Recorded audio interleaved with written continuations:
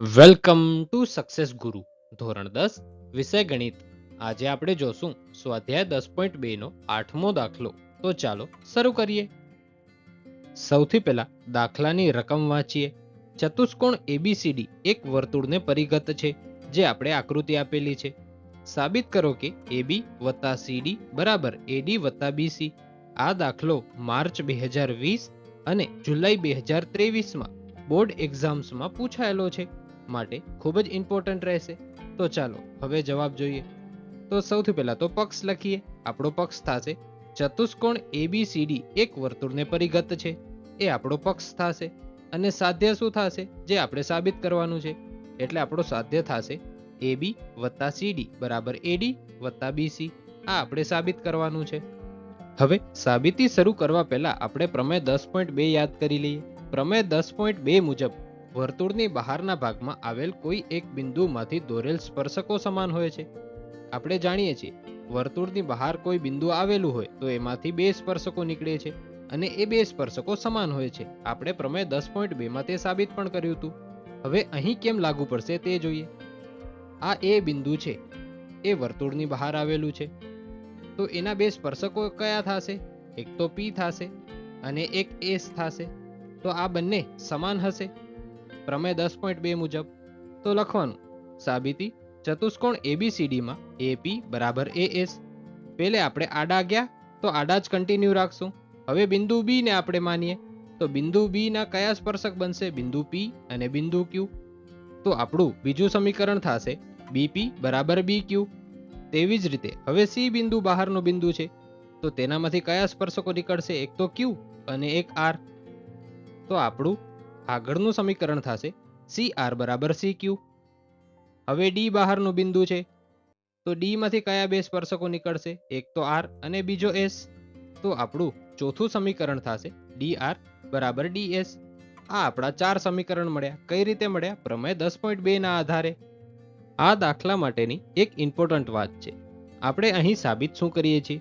આ આડી લાઈન વત્તા આ આડી લાઈન બરાબર આ ઊભી લાઈન વત્તા આ ઊભી લાઈન. આપણે આ સાબિત કરીએ છીએ. તો બરાબરની ડાબી બાજુ એ બી આડી લાઈન છે વત્તા સીડી ઉપરવાળી આડી લાઈન છે, અને બરાબરની જમણી સાઈડ એડી એટલે ઊભી લાઈન વત્તા બીસી એ પણ ઊભી લાઈન છે. હા, હવે એના માટે આ વસ્તુ યાદ રાખવાની છે. એ બી આડી લાઈનનું મધ્યબિંદુ કયું છે? પી છે. અને સીડી આડી લાઈન છે, એનું મધ્યબિંદુ કયું છે? આર છે. માટે એક વસ્તુ યાદ રાખવાની, જ્યારે પણ આપણે આ સમીકરણ બનાવીએ છીએ, જે આપણા આ 4 સમીકરણ મળ્યા એપી બીપી સીઆર અને ડીઆર, તો ડાબી સાઈડમાં જે આડી લાઈનના મધ્યબિંદુ છે તે જ આવશે. માટે આડી લાઈનમાં તમે જોઈ શકશો પી અને આર જ આવેલા છે. તેવી જ રીતે બરાબરની જમણી સાઈડ એએસ બી ક્યુ સી ક્યુ અને ડીએસ આવેલા છે. આ ક્યુ છે એ બીસી ઊભી લાઈનનું મધ્યબિંદુ છે, અને એસ છે એ એડી જે ઊભી લાઈન છે એનું મધ્યબિંદુ છે. માટે બરાબરની જમણી સાઈડ એસ અને ક્યુ જ આવશે. આ વસ્તુ ખાસ યાદ રાખવાની, નહીતર આપણો જવાબ નહીં મળે. હા, હવે આપણે દાખલામાં આગળ વધીએ. હવે આપણી પાસે 4 સમીકરણો આવી ગયા છે. એને આપણે 4 પરિણામો પણ કહી શકીએ.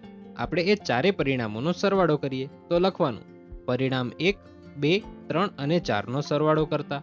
હવે અહીં જે ડાબી સાઈડમાં એપી બીપી સીઆર અને ડીઆર આવેલા છે એનો સરવાળો ડાબી સાઈડ થશે, અને બરાબરની જમણી સાઈડ એએસ બીક્યુ સીક્યુ અને ડીએસ આવેલા છે એનો સરવાળો જમણી સાઈડ થશે. તો એને આવી રીતે લખવાનું એપી વત્તા બીપી વત્તા સીઆર વત્તા ડીઆર બરાબર એએસ વત્તા બીક્યુ વત્તા સીક્યુ વત્તા ડીએસ. હવે આપણે જોઈ શકીએ છીએ એપી વત્તા બીપી એટલે કે એપી વત્તા બીપી આ તો એક આખી લાઈન થઈ ગઈ, તો આપણે આને એ બી લખી શકીએ. તેવી જ રીતે સીઆર પ્લસ ડીઆર, એ પણ અહીં સીઆર પ્લસ ડીઆર એક આખી લાઈન થઈ ગઈ, તો આપણે આને સીડી લખી શકીએ. તેવી જ રીતે એએસ પ્લસ ડીએસ, ડીએસ ભલે છેલ્લે લખેલું છે પણ છે સરવાળામાં જ, માટે એએસ વત્તા ડીએસ આ પણ એક આખી લાઈન થઈ ગઈ, માટે આપણે અહીં એડી લખી શકીએ. અને બીક્યુ પ્લસ સીક્યુ એટલે કે અહીં બીક્યુ પ્લસ સીક્યુ આ પણ એક આખી લાઈન થઈ ગઈ, તો આપણે આને બીસી લખી શકીએ. માટે સાબિત થઈ જશે કે AB વત્તા CD બરાબર AD પ્લસ BC થાય. આ આપણે આકૃતિ દ્વારા પણ ઇઝીલી સમજી શક્યા. આજનો આ દાખલો અહીં પૂરો થાય છે. Thanks for watching. જો તમને દાખલો સમજાઈ ગયો હોય તો વિડીયોને લાઈક કરજો અને આવા જ એજ્યુકેશનલ કોન્ટેન્ટ માટે ચેનલને સબસ્ક્રાઇબ કરજો.